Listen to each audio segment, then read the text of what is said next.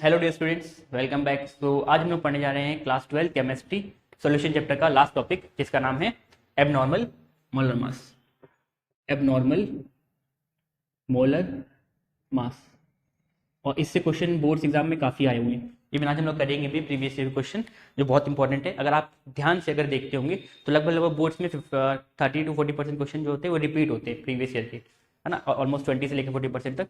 तो अगर आप ये प्रिपेयर कर रहे हो तो यानी आपको 20 से 40% सिलेबस यहीं पे तैयार हो रहा है, ठीक है। बाकी बुक के क्वेश्चन होते हैं, उसको लगा सकते हैं, थोड़ा सा पैटर्न चेंज करके दे देता है। बाकी क्वेश्चन के टाइप्स जो होते हैं वो सेम ही होते हैं, ठीक है। सो क्वेश्चन को आपको ध्यान से लगाना है सारी चीज़ें, ठीक है। और उसको समझना है कि कैसे क्वेश्चन हम कर रहे हैं, ठीक है। तो हम बात करें एबनॉर्मल मोलर मास की, तो क्या होता है ये समझने के लिए चलो एक एग्जांपल लेते हैं। अभी हमने लास्ट टाइम पढ़ा था क्वालिटेटिव प्रॉपर्टी। तो अगर हम कोई भी क्वालिटेटिव प्रॉपर्टी का एग्जांपल लें, जैसे हम लेते हैं relative lowering of vapour pressure, तो P1 नॉट बाय P1 जो होता था वो होता था मोल फ्रैक्शन के बराबर, और मोल फ्रैक्शन होता है N1 upon N1 plus N2। दूसरी क्वालिटेटिव प्रॉपर्टी थी हमारी relative lowering of vapour pressure, उसके बाद फिर था elevation in boiling point. Elevation in boiling point का था delta T B is equals to K B into M. यहाँ मोलैलिटी होता है, तो इसी को अगर लिखना चाहें तो लिख सकते हैं के बी। मोलैलिटी क्या होता है? Number of moles upon mass in K G, यानी मास ऑफ जो भी सॉल्वेंट दिया उसका मास के जी में। इस तरह फ्रीजिंग पॉइंट की बात करें तो होता था के एफ इंटू एम। वहाँ पे अगेन के एफ। मोलैलिटी क्या होता है? इसको गिवन मास को डब्ल्यू एक्स ऐसे लिखते हैं क्योंकि एम को हम मोलैलिटी मान रहे हैं। तो मोलैलिटी क्या होता है? Number of moles upon mass of solvent in K G. और लास्ट थी ऑस्मोटिक प्रेशर। तो ऑस्मोटिक प्रेशर क्या होता है? Pi is equals to C R T. Where C क्या होता है? मोलैरिटी। मोलैरिटी क्या होता है? Number of moles upon volume in litre into R into T. तो देखो यहाँ मोल फ्रैक्शन है तो ये N one upon N one plus into, यहाँ के बी और के एफ और आर टी तो कॉन्स्टेंट है, उसको नहीं छोड़ते हैं, उसको छोड़ देते हैं। तो मोलैलिटी, मोलैलिटी और मोलैरिटी। तो मोलैलिटी की जगह हमने लिखा नंबर ऑफ मोल्स अपॉन मास, इसी जगह number of moles upon mass, and यहाँ पे सी जो कि है मोलैरिटी, उसको हमने लिखा number of moles upon volume, ठीक है। अब हम देखें, यहाँ पे नोटिस करें तो जितनी भी क्वालिटेटिव प्रॉपर्टी है, चाहे आप जिसको भी देखें, वो डायरेक्टली किस पे डिपेंड कर रही है? वो डिपेंड कर रही है नंबर ऑफ मोल्स पे, ठीक है। नंबर ऑफ मोल्स पे डिपेंड कर रही है। तो अगर यहाँ पे हम एग्जांपल लें, हम बोले जैसे NaCl का सोल्यूशन बना रहे हैं हम, ठीक है, उसमें हमको NaCl का मोल लेना है, कितने नंबर ऑफ मोल्स NaCl के हैं। तो आप बोलोगे यहाँ पे 1 मोल दिख रहा है। तो हम क्वेश्चन में जब आप वैल्यू रखोगे यहाँ पे, लेट से कोई भी कुछ भी निकालना है आपको, लेट से बॉइलिंग पॉइंट कॉन्स्टेंट निकालना है, तो के बी की वैल्यू कुछ क्वेश्चन में दी होगी, है ना। और नंबर ऑफ मोल्स को आप 1 मान के कर दोगे क्वेश्चन, और क्वेश्चन गलत हो जाएगा। ऐसा क्यों? क्योंकि हम देखते हैं जब भी हम सोल्यूशन बनाएंगे तो NaCl जो है वो डिसोसिएट करता है, मतलब टूटता है, किसमें? Na प्लस में और Cl माइनस में, ठीक है। तो यहाँ पे इसका नंबर ऑफ मोल्स 1 होगा, इसका नंबर ऑफ मोल्स 1 होगा, तो अल्टीमेटली कितना नंबर ऑफ मोल्स हो जाएगा? 1 + 1 2। यानी जब रिएक्शन मतलब सोल्यूशन बन जाएगा, हम ये चैप्टर का नाम क्या है? सोल्यूशन। यहाँ पे हम सोल्यूशन के बारे में पढ़ते हैं। सो NaCl सोल्यूशन नहीं है। जब हम NaCl को पानी में डालें, NaCl को जब हम वाटर में डालेंगे तो क्या होगा? डिजॉल्व होगा और वो टूटेगा आयंस के फॉर्म में। तो जो आयंस होंगे उसके नंबर ऑफ मोल्स हमको चाहिए ना, हमको ना कि NaCl का चाहिए। हमको NaCl से मतलब नहीं। क्वेश्चन में अगर हम सोल्यूशन के बारे में बात करें कि सोल्यूशन का बॉइलिंग पॉइंट कितना कम होगा, फ्रीजिंग पॉइंट कितना ज़्यादा हो जाएगा, ऑस्मोटिक प्रेशर कितना होगा, तो हम यहाँ पे बात करते हैं सोल्यूशन की। अगर आपने देखा होगा लास्ट वीडियो तो आपको पता होगा कि यहाँ पे हम सोल्यूशन की बात करते हैं। सोल्यूशन में NaCl है, ठीक है। NaCl जब हम ऊपर से डाल लेते ठीक है, तो वो क्या होगा? टूट गया किसमें? Na प्लस में और Cl माइनस में। तो अब NaCl नहीं आ रहा, वो Na सोडियम और क्लोरीन में बढ़ गया है। तो यहाँ पे कितने मोल्स हो गए? इसके 1 मोल्स, इसके 1 मोल्स, कितना हो गया? 2 मोल्स। और हमने क्वेश्चन में कितना वैल्यू लिया है? 1। तो क्वेश्चन क्या हो जाएगा? सॉरी, आंसर क्या हो जाएगा? गलत हो जाएगा, ठीक है। तो इसको ठीक करने के लिए एक कॉन्सेप्ट आता है वैन हॉफ फैक्टर, जिसको हम पढ़ेंगे। तो एबनॉर्मल मोलर मास के बारे में समझ में आया क्या होता है? एबनॉर्मल मोलर मास मतलब होता है कि जब भी हमने जो एक्सपेक्ट किया है, यानी जब भी हमने जो एक्सपेक्ट किया है नंबर ऑफ मोल्स, वो चेंज हो जाए, या तो इंक्रीज कर जाए या तो डिक्रीज कर जाए। जैसे इस केस में देखो NaCl था, टूटने के बाद क्या हो गया? इससे नंबर ऑफ मोल बढ़ गए। वहीं पर अगर हम बात करें कोई दूसरे सोल्यूशन के, लेट से अगर हम बात करें CH3COH, इथेनोइक एसिड है, इसको हमने बेंजीन के सोल्यूशन में डाला, इसको हमने बेंजीन के सोल्यूशन में डाला, तो क्या बन जाता है? लेट से यहाँ पे 2CH3COH है, ये बन जाएगा CH3COO, उसके बाद फिर यहाँ पे 2, यानी ये जो होता है ये कंबाइन कर जाता है, ठीक है। यानी जो सोल्यूशन है ये क्या कर जाता है? कंबाइन, एसोसिएट कर जाता है। यानी जैसे CH3 जो होता है TOOH होता है ना, तो क्या होगा? जुड़ जाएगा। यहाँ पे अगर हम देखें CH3CO और मोनो, ये क्या करेंगे? एक दूसरे से कंबाइन कर लेंगे और बॉन्ड बना लेंगे, ठीक है। तो क्या बन जाएंगे? ये 2 मोल से 1 मोल बन जाएगा। तो यहाँ पे देखिए पहले कितना मोल था? 2 मोल था, अब कितना हो गया? 1। तो या तो नंबर ऑफ मोल्स इंक्रीज कर सकते हैं, जो हमने एक्सपेक्ट किया, हम सोचते हैं कि NaCl का 1 मोल है, मगर हमने जो एक्सपेक्ट किया उससे नंबर ऑफ मोल्स ज़्यादा है। और दूसरे केस में हमने एक्सपेक्ट किया था कि नंबर ऑफ मोल्स 2 है, उससे कम है। तो जब नंबर ऑफ मोल्स किसी भी सॉल्यूशन में इंक्रीज कर जाए या तो डिक्रीज कर जाए, ठीक है, बाय सम अमाउंट, वो अमाउंट कितना हो सकता है उससे मतलब नहीं हमको, कितना भी हो सकता है, तो जब इंक्रीज या डिक्रीज कर जाए तो उसी को हम बोलेंगे एबनॉर्मल मोलर मास, क्योंकि जो हम मोलर मास समझ रहे हैं ये वो नहीं है, ये एबनॉर्मल है। क्यों? क्योंकि चेंज हो रहा है, ठीक है। तो इसी को क्या बोलते हैं, इसी को हम बोलते हैं एबनॉर्मल मोलर मास। इसकी डेफिनेशन हम लिखते हैं,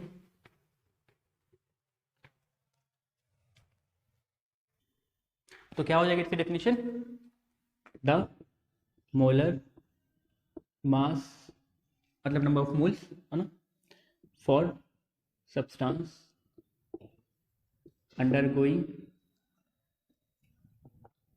एसोसिएशन और dissociation changes from experimentally obtained value and theoretically calculated value. This change in value is referred to as abnormal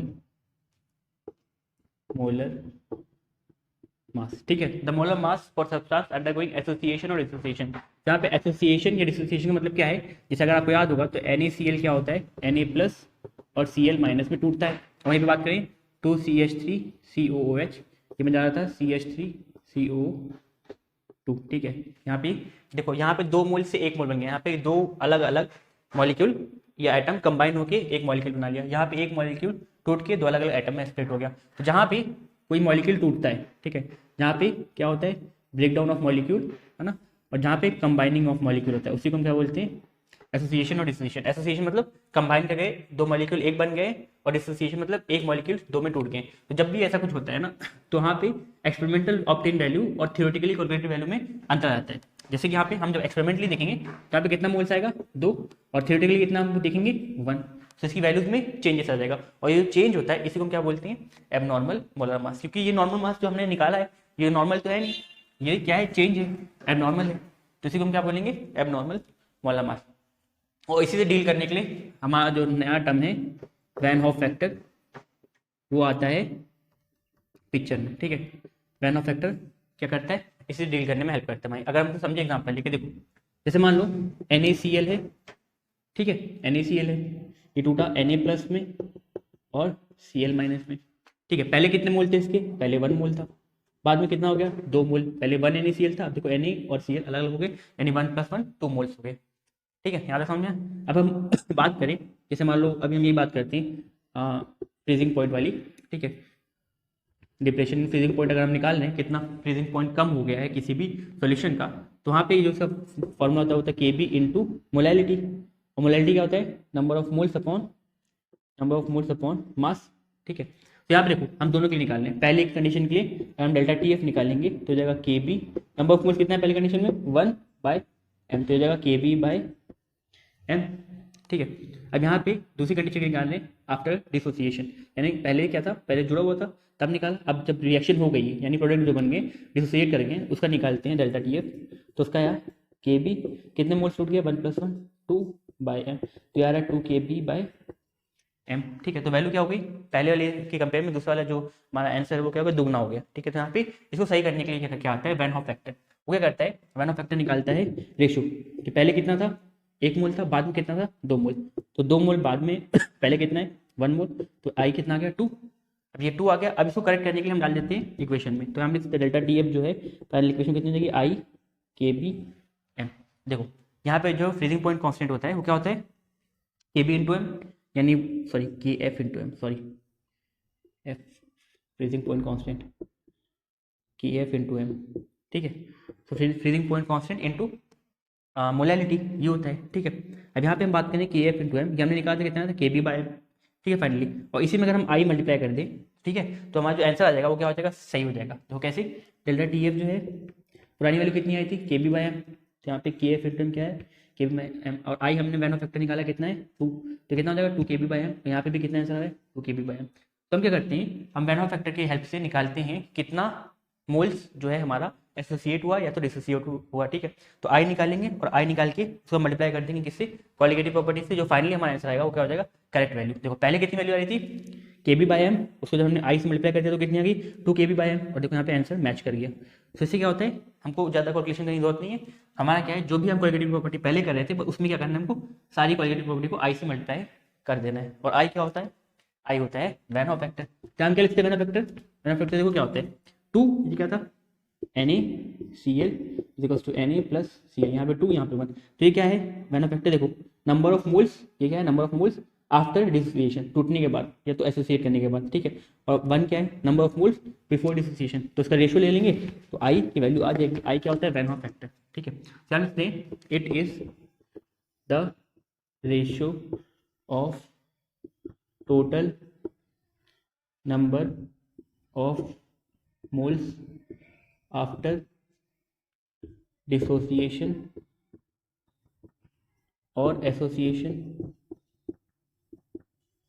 to the total number of moles before dissociation और association. यानी कितने moles पहले थे टूटने से या तो जुड़ने से पहले कितने, बाद में कितने मोल्स हैं, और टूटने या जुड़ने से पहले कितने मोल्स थे, उनका रेशियो निकाल देंगे तो हमारा आ जाएगा वैन हॉफ फैक्टर। तो आई क्या होता है, total number of moles after association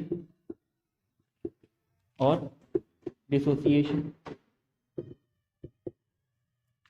to the, इसका रेशियो होता है total number of moles before association और डिसोसिएशन। एक तो ये फॉर्मूला जाता है, दूसरा फॉर्मूला आई का जाता है, आई के का फॉर्मूला सकते हैं। देखो अब हम क्या कर सकते हैं, हमने आई को ऐसे लिख सकते हैं कि जो हमारा नंबर ऑफ मोल्स क्या था, NaCl था, तो टूट के Na प्लस Cl आ गया, ठीक है। यहाँ पे हम एक्सपेरिमेंटली निकाल सकते हैं कि कितना था हमारा क्वालिटेटिव प्रॉपर्टी। क्वालिटेटिव प्रॉपर्टी की वैल्यू आई थी 2 KB/m, और पहले कितनी आई थी, KB/m। तो अगर हम इन दोनों रेशियो को डिवाइड कर दें कि जो एक्सपेरिमेंटली ऑब्जर्व जो हमको वैल्यू मिली है और जो हमने थ्योरेटिकली कैलकुलेट किया, दोनों का रेशियो निकालेंगे तो देखो KBM कट जाएगा, क्या बचेगा 2, तो वैन हॉफ फैक्टर के नहीं आ जाएगा। तो नेक्स्ट नहीं क्या हो सकता है,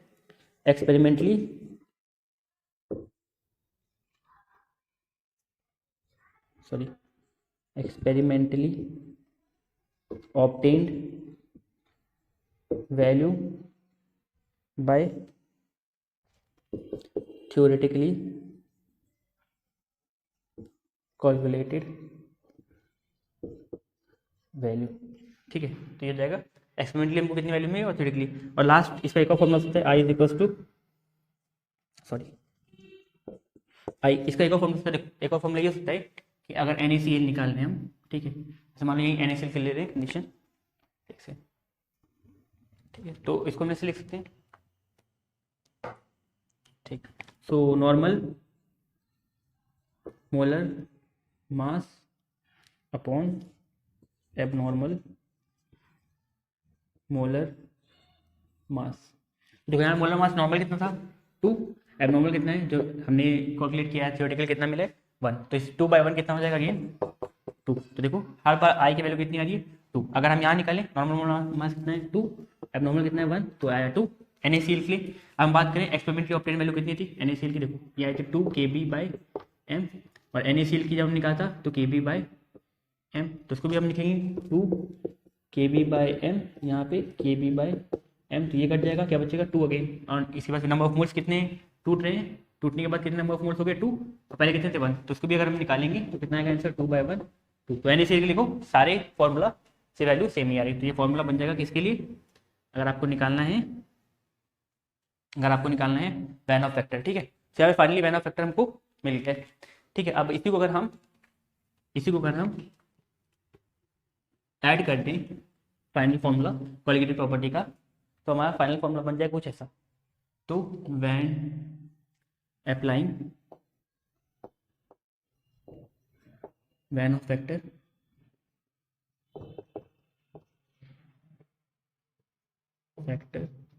to colligative property. Colligative property में अगर वैन फैक्टर अप्लाई कर दी तो देखो पहला क्या था कॉलिगेटिव प्रॉपर्टी, पहली कॉलिगेटिव प्रॉपर्टी होती है relative lowering of vapour pressure. आपको पता है वैन ऑफ फैक्टर जो है, वैन ऑफ फैक्टर साल 2012 सीबीएसई में पूछा भी गया है कि वैन ऑफ फैक्टर क्या होता है। ठीक है, तो अगेन वो इंपॉर्टेंट चीज़ है, याद रखना है वैन ऑफ फैक्टर क्या होता है। वैन ऑफ फैक्टर क्या होता है, it is ratio of number of moles after association dissociation to the total number of moles before association और डिसोसिएशन। इसी को हम बोलते हैं van Hoff factor. Van Hoff factor किस लिए यूज होता है, ताकि हम जो कॉलिगेटिव प्रॉपर्टी में जो हमारा एबनॉर्मल मोलर मास की वजह से दिक्कत आ रही है उसको करेक्ट करने के लिए, है ना, to correct the abnormal molar mass problem in a colligative property solution. तो कोई भी कॉलिगेटिव प्रॉपर्टी के सोल्यूशन में कॉलिगेटिव प्रॉपर्टी निकालने के लिए सोल्यूशन की अगर दिक्कत आती है उसकी मोलर मास और नंबर ऑफ मोल्स चेंज होने की वजह से, तो आप वैन ऑफ फैक्टर यूज करते हैं। और फॉर्मूला ये है और डेफिनेशन में लिखा चुके हैं। तो साल 2012 में आया क्वेश्चन। ठीक है, तो relative lowering of vapour pressure क्या बोलता है, हमने कहा था P1 नॉट बाय P1 जो होता था वो होता था Xi2 के बराबर। ठीक है, मतलब P1 नॉट बाय P1 होता था Xi2 यानी मोल फ्रैक्शन ऑफ सॉलिड के बराबर होता था। ठीक है, पार्शियल प्रेशर जो होता था। तो यहाँ पे इसी फॉर्मूले में ये फॉर्मूला था। अगर हम बात करें दूसरा formula elevation of boiling point था। एलिवेशन ऑफ या तो इन बॉइलिंग पॉइंट ये होता था, एलिवेशन बॉइलिंग पॉइंट का delta TB is equals to KB into M यानी मोलैलिटी। ठीक है, थर्ड था depression in freezing point, depression in freezing point. तो अगेन इसमें भी delta TF is equals to KF into molality होता था। एंड फाइनली अगर हम बात करें ऑस्मोटिक प्रेशर की, तो ऑस्मोटिक प्रेशर में भी चौथा, ऑस्मोटिक प्रेशर में भी कैपिटल पाई होता था CRT के बराबर। ठीक है, कैपिटल पाई होता था CRT के बराबर। तो वैन ऑफ फैक्टर को कैसे इंट्रोड्यूस किया, देखो हमने अभी देखा थोड़ी पहले कि जो भी हमारा नंबर ऑफ मोल्स है वो डायरेक्टली प्रोपोर्शन है इन सारी प्रॉपर्टी के, यानी जो हमारा relative lowering of vapour pressure है वो भी डायरेक्टली प्रोपोर्शन है नंबर ऑफ मोल्स। कैसे, क्योंकि वो सॉल्यूट जो है उसके मोल फ्रैक्शन के बराबर है। सॉल्यूट का मोल फ्रैक्शन क्या होता है N2/N1 प्लस N2। देखो डायरेक्टली प्रोपोर्शन है N2 के। ठीक है, और यहाँ पे अगेन डेल्टा TB भी डायरेक्टली प्रोपोर्शन है मोलैलिटी के। मोलैलिटी में क्या होता है, number of moles upon volume. तो डेल्टा TB भी जो है यानी एलिवेशन बॉइलिंग पॉइंट भी है, ये भी क्या है, प्रोपोर्शनल है नंबर ऑफ मोल्स की। सिमिलरली बाकी सारी प्रॉपर्टी देखो नंबर ऑफ मोल्स की प्रोपोर्शन होती है।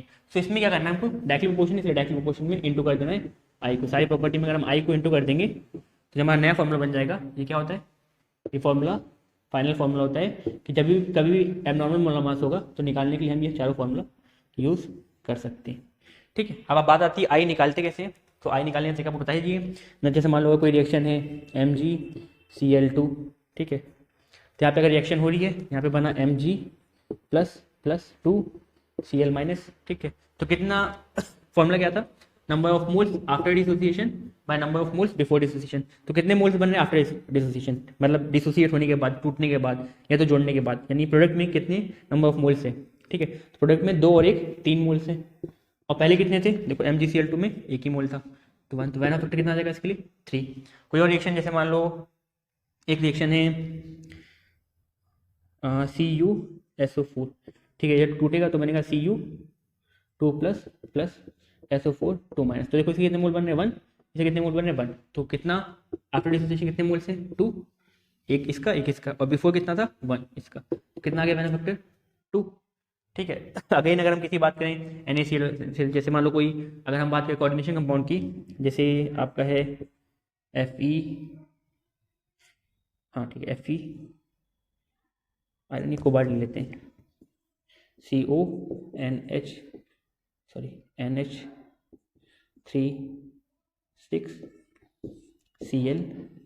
जब टूटेगा तो बनता है 3Cl minus plus CONH3 plus. तो कितने मोल्स बन रहे हैं, देखो एक इसका बन रहा है और 3 इसके बन रहे हैं, तो कितना बन रहा है 4, और पहले कितना था 1। ठीक है, तो यहाँ पे कितना होगा van Hoff factor after dissociation कितने बन रहे हैं 3 और 1 4, और बिफोर कितना है 1। ठीक है, तो कितना हो गया 4। सो अगर ये समझ में नहीं आया कि कैसे रिएक्शन हो रही है, तो अभी आप कोऑर्डिनेशन कंपाउंड पढ़ेंगे तो उसमें ये सब आपको पता चलेगा। ठीक है, तो अभी इतना ज़्यादा दिक्कत लेने की जरूरत नहीं है। ठीक है, कोऑर्डिनेशन कंपाउंड में सारी चीज़ें क्लियर हो जाएगी। फाइनली ये फॉर्मूला बहुत इंपॉर्टेंट है, इसका हम जिससे न्यूमेरिकल सॉल्व करेंगे और इस पर बेस्ड न्यूमेरिकल्स कई आए हैं। ठीक है, इवन 4-5 एटलीस्ट 3-4 तो हम करेंगे यहाँ पे आज। ठीक है, तो चाहे तो नोट कर सकते हैं। तो अब हम बात करते हैं, मान लो कहीं पार्शियल डिसोसिएशन या एसोसिएशन हो रहा है, तो हम बात करें कि van Hoff factor for substance undergoing partial association और डिसोसिएशन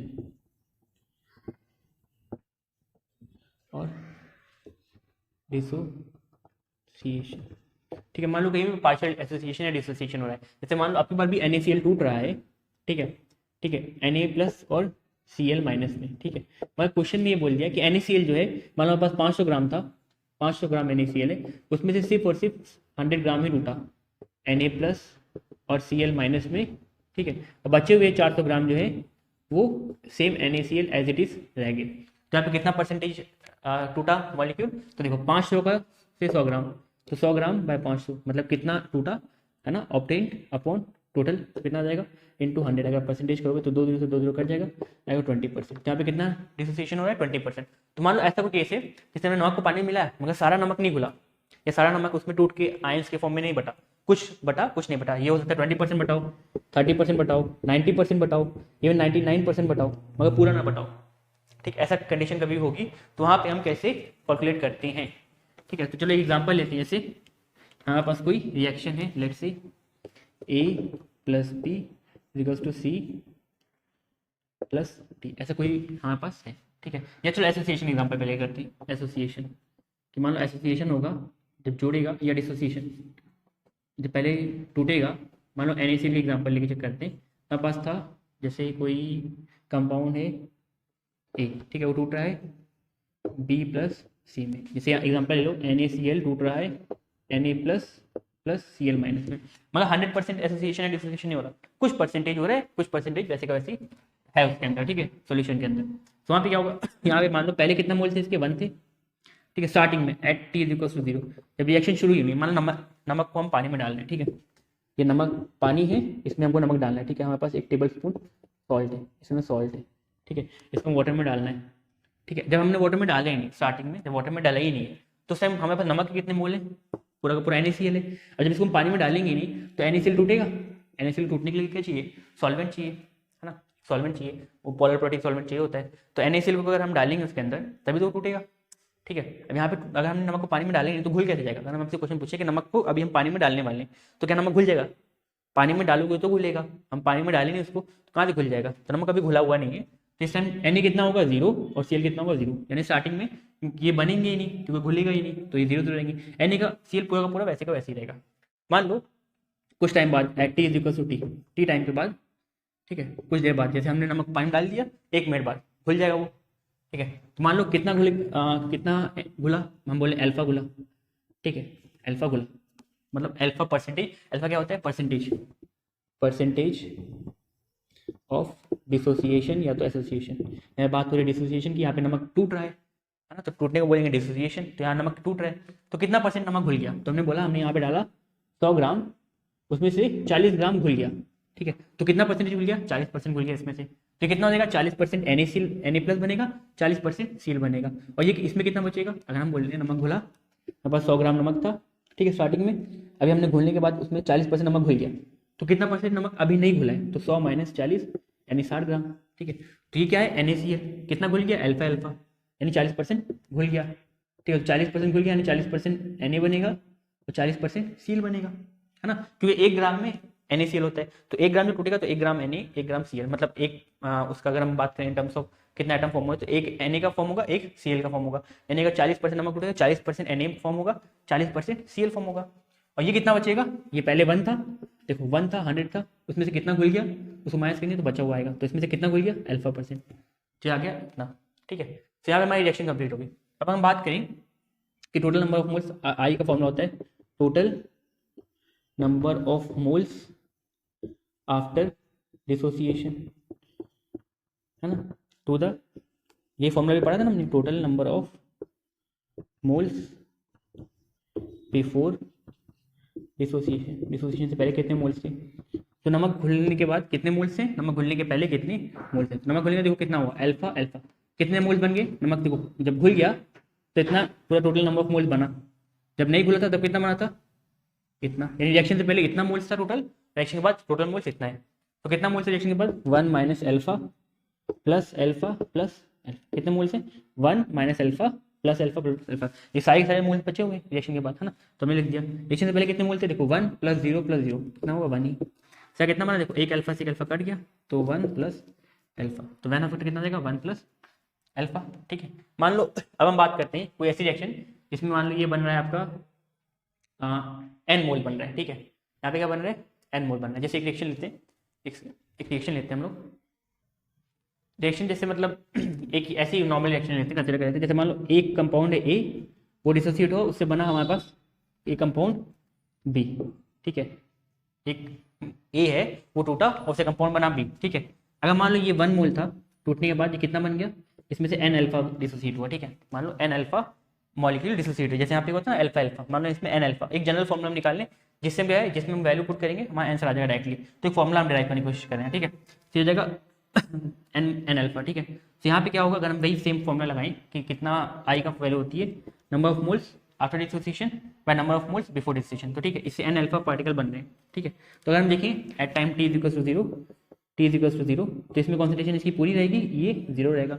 आफ्टर डिसोसिएशन मानो at time t is equal to t, कुछ टाइम बाद पार्टिकल जब घुल जाएगा उसके अंदर, नमक पूरा घुल गया उसके अंदर, तो उसमें बन रहा है एन अल्फा पार्टिकल। ठीक है, और यहाँ पे इसमें से कितना कम हुआ, 1 minus n alpha, sorry 1 minus n alpha. ठीक है, मान लो इसमें से एन अल्फा पार्टिकल बना, जैसे मान लो एग्जांपल ले लें, जैसे MgCl, MgCl2, तो यहाँ पे क्या बना Mg plus plus Cl2Cl minus. ठीक है, जब हम बात करें एट टाइम, पहले स्टार्टिंग में कितना कॉन्सेंट्रेशन रहेगी, इसकी 1 रहेगी, इसकी 0 0। ठीक है, जब t इक्वल टू 0 रहेगा, जब t इक्वल टू 3 रहेगा, यानी घोलने से पहले पूरा कंपाउंड MgCl2, तो घोलने के बाद क्या बना, देखो ये 1 माइनस अल्फा, और इससे कितना बनेगा, कितना मोल से 1 मोल है, तो यहाँ पे अल्फा बनेगा, कितना मोल है 2 मोल, क्या बनेगा 2 अल्फा। ठीक है, कितना कम हो इससे 1 माइनस अल्फा, ना कितना बना 2 अल्फा। अब यहाँ पे बात करें, देखो यही सेम रिएक्शन है, इससे मान लो कितना बन रहा है n B, n times B molecule बन रहा है। ठीक है, एक टूटा से एन बी बन रहा है, जैसे मान लो ये टूटा, एक एग्जाम्पल लेने से कोई रिएक्शन होती नहीं है, जैसे मान लो C6 ऐसे कुछ है मॉलिक्यूल, वो टूटा 6C में, जहाँ से कितना था एक मोल था, टूटे कितना बना 6 अल्फा, समझ में। तो यहाँ पे जैसे मान लो एन अल्फा है, ठीक है, एन अल्फा बना, तो यहाँ पे हम कितना कम हुआ इससे अल्फा, यहाँ कितना बना एन अल्फा, देखो यहाँ पे कितना कम हो रहा है 1 माइनस अल्फा, और यहाँ कितना बन रहा है 2 अल्फा। ठीक है, तो अगर हम एक जनरल फॉर्मूला निकालने की कोशिश करें, तो यहाँ से क्या बन जाएगा जनरल फॉर्मूला, इसका मेन फॉर्मूला आई होता है total number of moles after dissociation. Dissociation के बाद कितने नंबर ऑफ मोल्स बन रहे हैं 1 माइनस अल्फा, देखो 1 minus alpha plus n alpha, और बिफोर डिसोसिएशन कितना था 1, ये बन जाए, देखो i is equals to 1 plus, देखो इसको मैं ऐसे लिख देते हैं एन अल्फा माइनस अल्फा, हमने इसको इधर कर दिया, इसको इधर कर दिया, जैसे देखो 1 माइनस 2 लिखें, हमने लिखा देखो 1 माइनस 2 प्लस 2 लिखें, या 1 प्लस 2 माइनस 2 लिखें, बात तो बराबर ही, इसको इधर लिखें, इसको इधर लिखें, बात तो बराबर है। ठीक है, तो यहाँ पे हमने वही किया, इसको हमने शफल कर दिया थोड़ा सा। ठीक है, तो यहाँ से आई कितना हो जाएगा 1 प्लस अल्फा कॉमन ले लो, एन माइनस 1 और अल्फा कॉमन हो गया, फाइनली आई का फॉर्मूला क्या बन जाएगा 1 प्लस एन माइनस 1 अल्फा। ठीक है, किसके लिए, कोई भी चीज़ डिसोसिएट कर रही है। ठीक है, अगर मान लो कोई चीज़ एसोसिएट कर रही है, कोई चीज़ एसोसिएट कर रही है, मान लो कोई रिएक्शन हो जिसमें एसोसिएशन हो रहा है, दो पार्टिकल, जैसे इसी को उल्टा कर दो तो Na और Cl मिले और उससे क्या बन गया NaCl, तो इसमें आई का फॉर्मूला क्या जाएगा total number of moles after dissociation association bye total number of moles before dissociation. तो देखो यहाँ पे क्या केस उल्टा हो जाता है, यहीं पे देखिए पहले कितने मोल थे 1 इसके 2 मोल थे, अब कितने बन गए 1 बन गए, उल्टा हो गया ना। वैन ऑफ फैक्टर पहले क्या था आफ्टर डिसोसिएशन 2 था, van Hoff factor total number of moles after dissociation by total number of moles before dissociation. देखो यहाँ पे आफ्टर डिसोसिएशन कितने 2 और बिफोर डिसोसिएशन 1। अब इसी उल्टा अगर हम करें वैन ऑफ फैक्टर उल्टी रिएक्शन के निकालें, जैसे मान लो यही रिएक्शन है, इसको हम थोड़ा सा उल्टा कर दें, देखो इसी रिएक्शन को हम उल्टा कर दें Na प्लस Cl माइनस जुड़ के बना रहे NaCl। ठीक है, तो यहाँ पे Na की 1 मोल, इसके 1 मोल 2 मोल है, इसके 1 मोल है, तो आई का formula total number of moles after dissociation कितने 1 और बिफोर कितने 2। तो अगर आप देखोगे एक चीज़ नोटिस करोगे, तो ये सब डेरिवेशन इंपॉर्टेंट नहीं है, बस ये आपको समझाने के लिए बता रहे हैं, मेन फॉर्मूला से हमको मतलब है।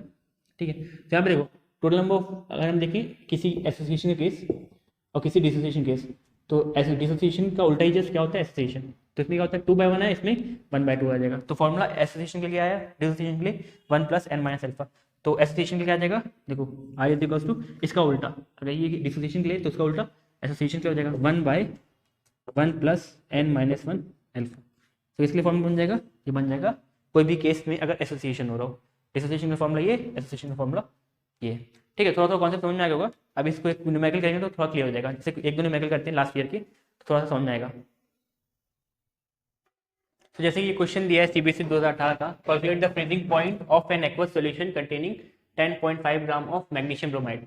तो बोल रहा है हमको फ्रीजिंग पॉइंट कांस्टेंट निकालना है, किसके लिए, सॉरी फ्रीजिंग पॉइंट टेम्परेचर निकालना है, ठीक है, एक्वस सॉल्यूशन के लिए जिसमें 10.5 ग्राम ऑफ मैग्नीशियम ब्रोमाइड है 200 ग्राम वाटर में। ठीक है, तो फ्रीजिंग पॉइंट निकालने के लिए यहाँ पे देखो होता है फॉर्मूला आपका KF into molality, KF into molality, assuming complete dissociation of magnesium bromide. यहाँ पे देखो एक बात इसने बोली है, कंप्लीट डिसोसिएशन, यानी यहाँ पे पूरा पूरा डिसोसिएशन हो रहा है, यानी अल्फा कितना है 100%, यानी ये केस किसका है, पार्शियल, जो हमने लास्ट तक पढ़ा था पार्शियल डिसोसिएशन एसोसिएशन का केस नहीं है। पार्शियल में क्या होता है, कुछ परसेंटेज डिसोसिएट होता है, यहाँ से बोला कंप्लीट हो गया, यानी 500 ग्राम में नमक लिया तो 500 का पूरा ग्राम नमक डिसोसिएट हो गया। जहाँ पे अल्फा वाला केस आएगा नहीं, यहाँ सीधे सीधे केस आएगा वैन फैक्टर वाला, जहाँ हम क्या अप्लाई कर देंगे वैन फैक्टर वाला। ठीक है, वैसे भी हम फॉर्मूला तो यही होता है मेन फॉर्मूला, ठीक है, इसी को अप्लाई करेंगे, मगर आई की वैल्यू कैलकुलेट करने के लिए हमको सिंपल सा कोई रूल लगाने की जरूरत नहीं, क्योंकि यहाँ पे कंप्लीट डिसोसिएशन हो रहा है। ठीक है, तो आगे बोल रहे हैं molar mass of magnesium bromide दिया है 184 ग्राम पर मोल, और फ्रीजिंग पॉइंट कांस्टेंट वाटर के लिए दिया 1.86 केल्विन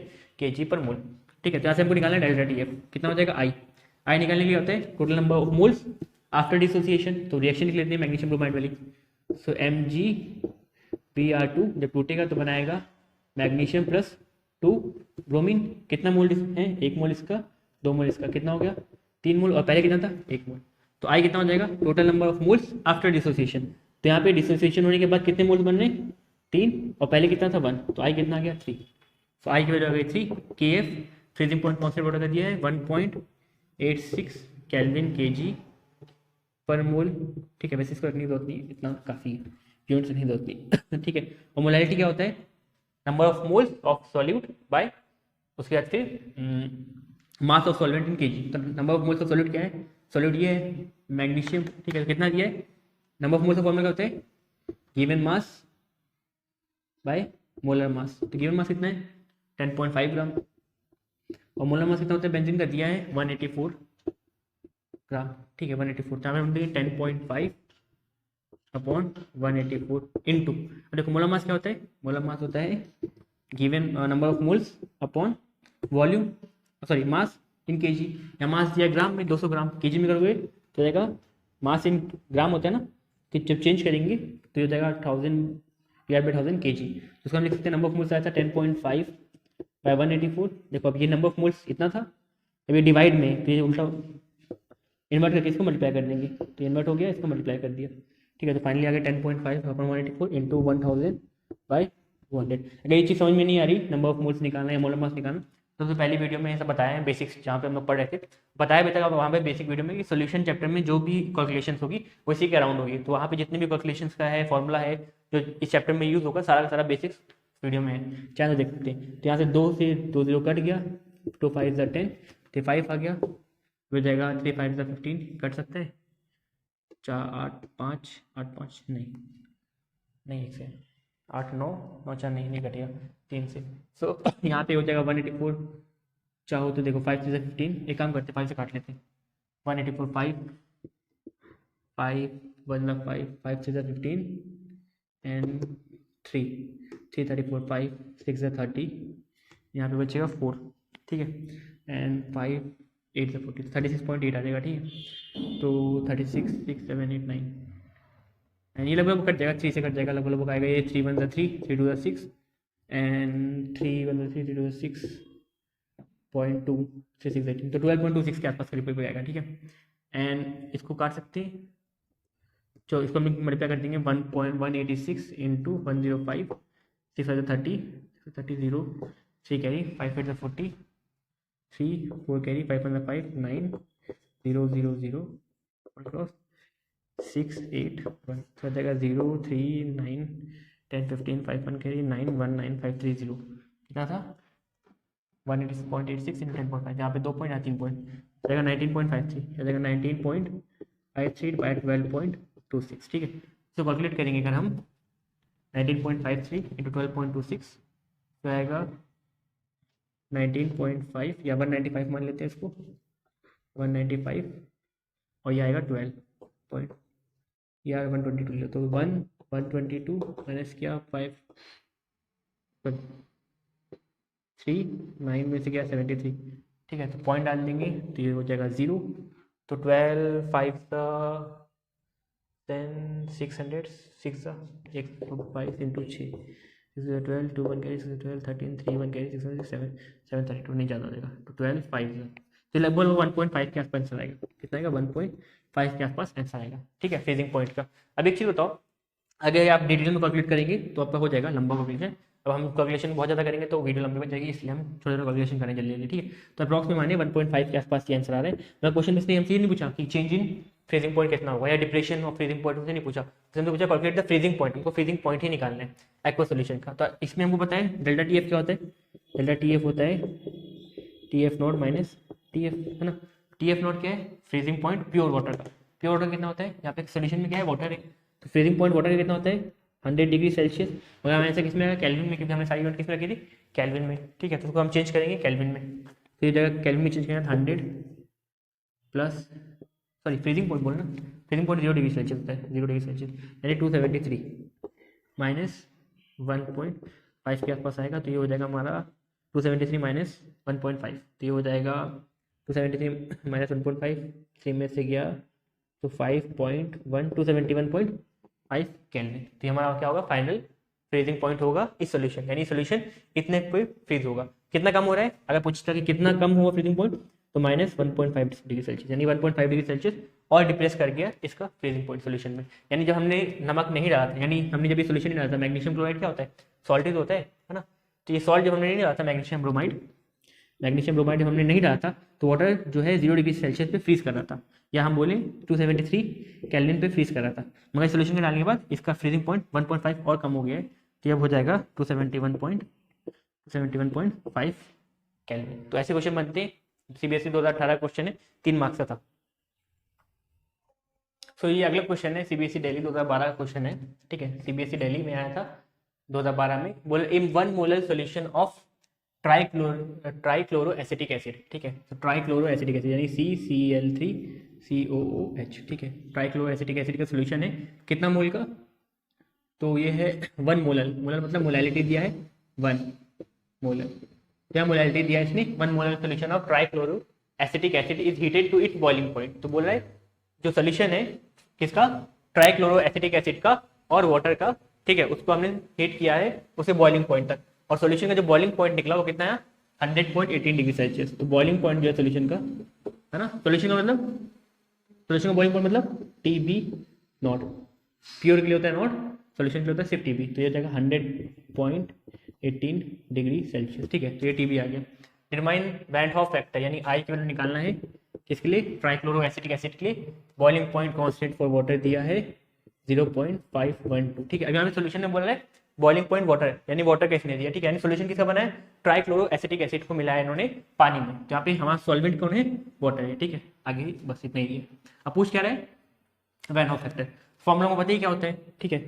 तो फॉर्मूला क्या होता है बॉइलिंग पॉइंट्स का, तो ये होता है delta TB is equals to, ठीक है। डेल्टा TB क्या होता है चेंज इन बॉइलिंग पॉइंट क्या होता है, ये होता है आपका I क्या होता है वैन हॉफ फैक्टर हर फॉर्मूला में लगता है इंटू KB इंटू M, क्योंकि यहाँ पे वैन हॉफ फैक्टर इंक्लूड कर दिया यानी यहाँ पे I लगेगा ही लगेगा, ठीक है। अगर वैन हॉफ फैक्टर नहीं दिया होता तो हम ये I नहीं लगाते, ठीक है। अब क्वेश्चन में KB इंटू M, ठीक है। यहाँ पे डेल्टा TB क्या होगा, डेल्टा TB होगा चेंज इन बॉइलिंग पॉइंट। इन्होंने चेंज इन बॉइलिंग पॉइंट नहीं दिया, इन्होंने सिर्फ और सिर्फ बॉइलिंग पॉइंट दिया किसका सोल्यूशन का। तो चेंज इन बॉइलिंग पॉइंट का हमको फॉर्मूला बताइए, TB इज इक्वल टू होता है डेल्टा T1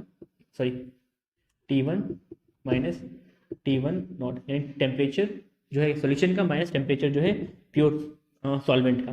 तो सोल्यूशन कौन है ट्राइक्लोरो एसिटिक एसिड और पानी, जिसका बॉइलिंग पॉइंट हो गया 100.18 डिग्री सेल्सियस। इसको केल्विन में चेंज कर दो क्योंकि वैल्यू सारी केल्विन में दिया है, कांस्टेंट में केल्विन में दिया है। वैसे आंसर सेम ही आएगा, चाहे चेंज करो केल्विन में या ना करो आंसर सेम ही आएगा। अगर आप इसको प्लस करोगी 273 प्लस 100.18 तो वही आएगा 18 पॉइंट, तो ये 3 and 7 and 2 1 373.18 केल्विन, ठीक है। तो इतना टेम्परेचर हो गया इसका सोल्यूशन का।